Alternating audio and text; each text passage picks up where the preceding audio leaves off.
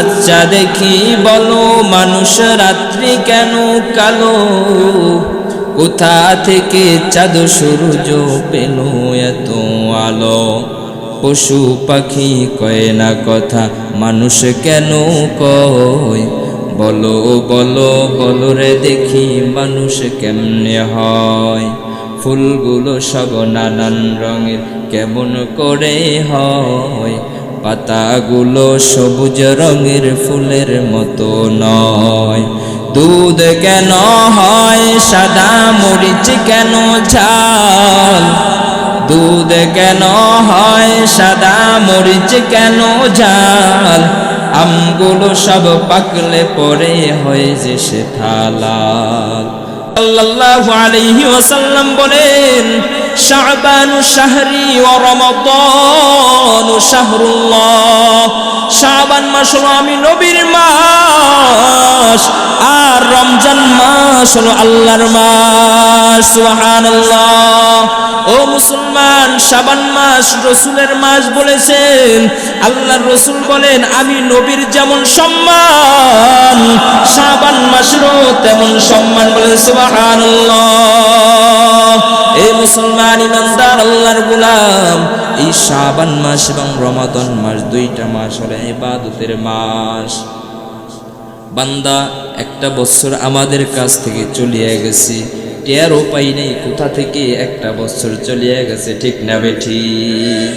আমার মনে হয় এই কিছুদিন আগে রমজান গেছে, আবার এই রমজান আসিয়া পড়ছে, ঠিক না বেঠি? অনেকেই বলে হায় রে হায়, আবার দিয়ে রমজান আইসা পড়ছে, কিছুদিন আগেই তো গেল, এখন আবার রমজান আসিয়া পড়ছে। ইবাদতের মাস আসছে রে মুসলমান, পরীক্ষার মাস। পরীক্ষা দিতে হবে আল্লাহর কাছে। 11টা মাস আল্লাহ তাআলা তোমাকে কত সুন্দরভাবে তেল খাওয়াইয়া খাওয়াইয়া পটকা বানাইছে, ঠিক না বেটি? এবার বান্দা একটা মাস আল্লাহ তাআলার জন্য কে কে দিতে পারবা, সেই পরীক্ষা আল্লাহ তাআলা নিবে।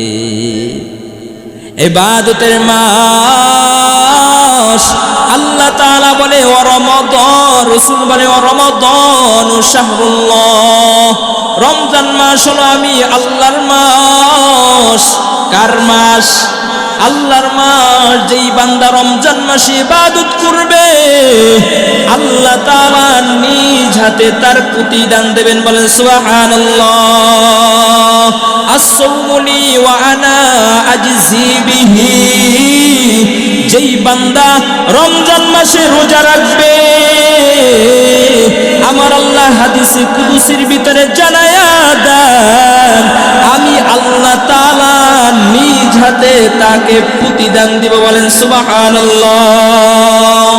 ও মুসলমান ইমানদার আল্লাহর গোলাম, এই একটা মাস ইবাদতের মাস। ইবাদতের মাসের ভিতরে বান্দা ইবাদত করতে হবে, খালিস ভাবে ইবাদত করতে হবে। রোজা রাখবা, তারাবি পড়বা, নফল ইবাদত করবা, 170। বলেন সুবহানাল্লাহ। এই যে ইবাদত করবা, কেমন ভাবে ইবাদত করবা? আল্লাহ তাআলার ইবাদত করলেই তো হবে না, ইবাদতটা তো কবুল হওয়ার মতো হতে হবে, ঠিক না বেটি? বান্দা তুমি সারা জীবন ইবাদত করলা, মাথায় দাগ বানাইয়া ফালাইলা, কপালে দাগ পরাইয়া ফালাইলা, কিন্তু কোনো লাভ হইল না, আল্লাহর দরবারে তোমার ইবাদত কবুল হইল না। ওই ইবাদত করিয়া তো কোনো লাভ নাই, আছে? না না মুসলমান, না না, ওই ইবাদত করিয়া কোনো লাভ নাই।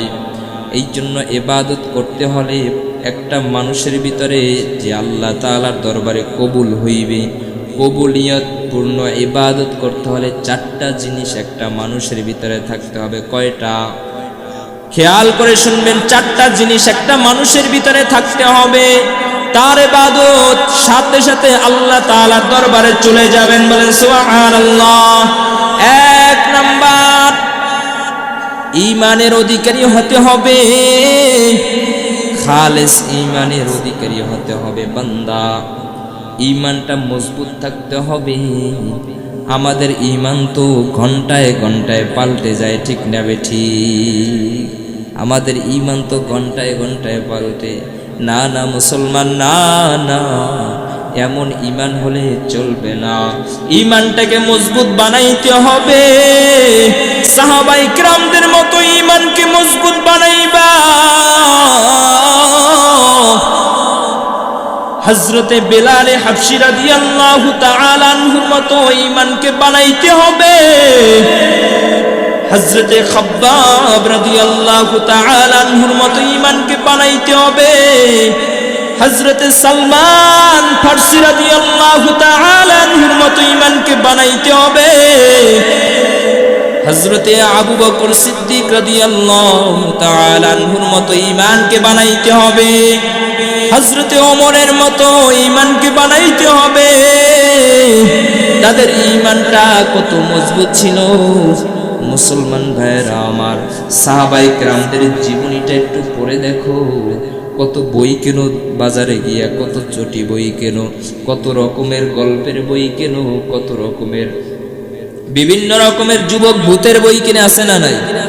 ভূতের বই কিনে পড়ে, আছে না?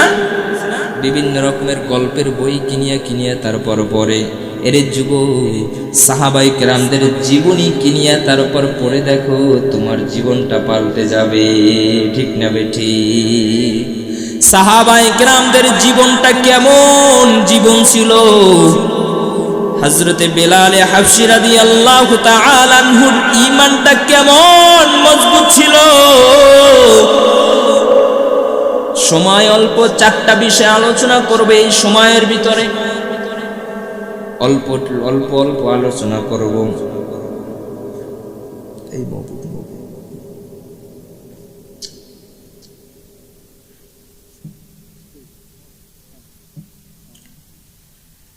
এক নম্বরে ঈমান।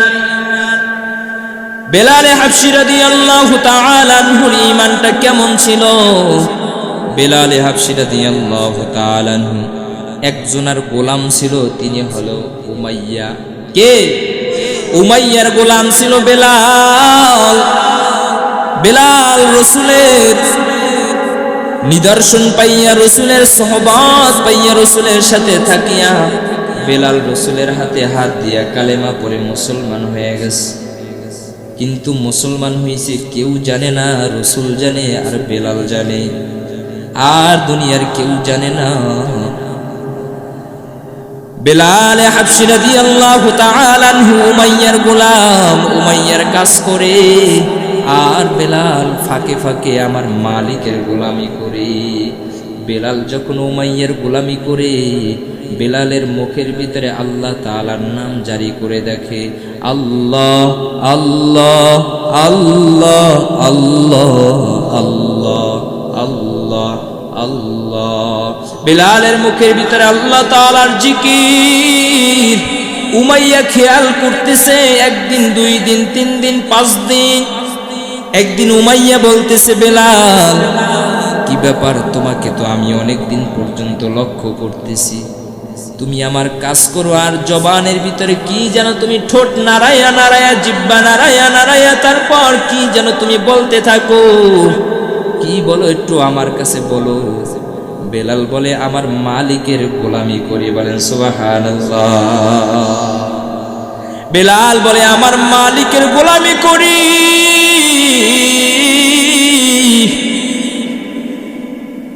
উমাইয়া শুনিয়া খুশি হয়ে গেছে। উমাইয়া মনে করছে যে বেলালের মালিক তো আমি উমাইয়া। ও বেলাল, তুমি আমাকে এত ভালোবাসো যে আমি তোমাকে এত কাজ দিয়েছি, তুমি কাজের ফাঁকে ফাঁকে আমার নামটাও তুমি মুখের ভিতরে জপতে থাকো। বেলাল বলে, রে উমাইয়া, না না না, তোর মতো বেঈমানের নাম আমার বেলালের মুখে না। আমার মুখে তো আমার মালিকের নাম।